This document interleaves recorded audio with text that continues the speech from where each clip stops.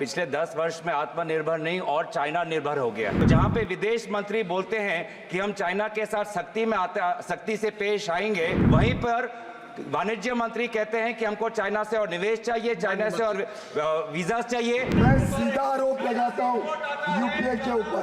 UPA के समय देश को कमजोर किया गया। वो एमओयू क्या था?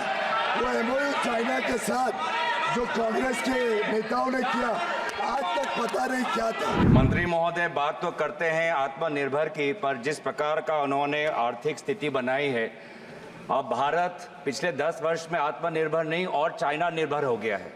अब अभी अरविंद सावंत जी ने कहा कि चाइना से और वीजास की मांग मंत्रालय कर रही है और ये उन मंत्रालय को ये सुझाव भी दे रहे हैं कि हमको और वीजास चाहिए।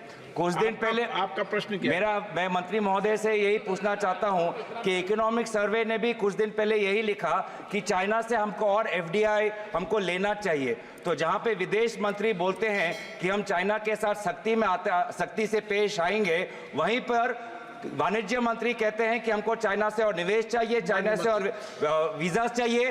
तो देश के विदेश मंत्री और वाणिज्य मंत्री दो अलग बातें क्यों करते हैं?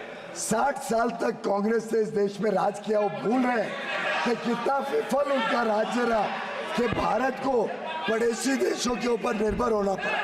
हाल में पिछले हफ्ते एक सवाल के जवाब में हमारे मंत्रालय ने साझा किया था देश को कि कैसे कांग्रेस के समय जो इंपोर्ट है, जो आयात होता है, वो इतने बड़े पैमाने पे बढ़ा कि कहाँ $4 बिलियन का चाइना से आयात होता था, वो बढ़ के लगभग 40-45 बिलियन तक गया। यानी 10 गुना से ज्यादा आयात चाइना से इनके समय में बढ़ा, जबकि हमारे समय में जो बढ़त हुई वो मात्र 2-2.25 गुना हुई। हमने नियंत्रण में लाया, हमने अलग अलग स्कीम से देश को आत्मनिर्भर बनाया, देश में मैन्युफैक्चरिंग को अट्रैक्ट किया।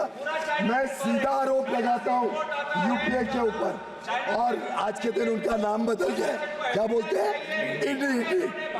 आजकल इंडी अलायंस बनी है, पर यह यूपीए ही है। यूपीए के समय देश को कमजोर किया गया। हमें आज तक पता नहीं वो एमओयू क्या था। वो एमओयू चाइना के साथ जो कांग्रेस के नेताओं ने किया, आज तक पता नहीं क्या था।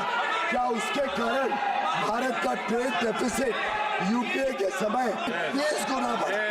ये यूपीए का ट्रैक रिकॉर्ड। और भारतीय जनता पार्टी और एनडीए ने चाइना पर भी लगाम लगाया, निवेश पर भी लगाम लगाया।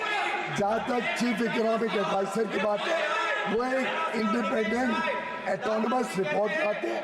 उस रिपोर्ट का उनके विचार है कि भारत की सरकार का अभी की स्थिति में एट प्रेजेंट कोई बदलाव नहीं है। जो निवेश चाइना से आता है उसको प्रेस नोट 3 के तहत चेक किया जाता है, और जहाँ जहाँ हमें उचित नहीं लगता है उसको रोका जाता है। भारत सरकार की पॉलिसी आज भी वही है।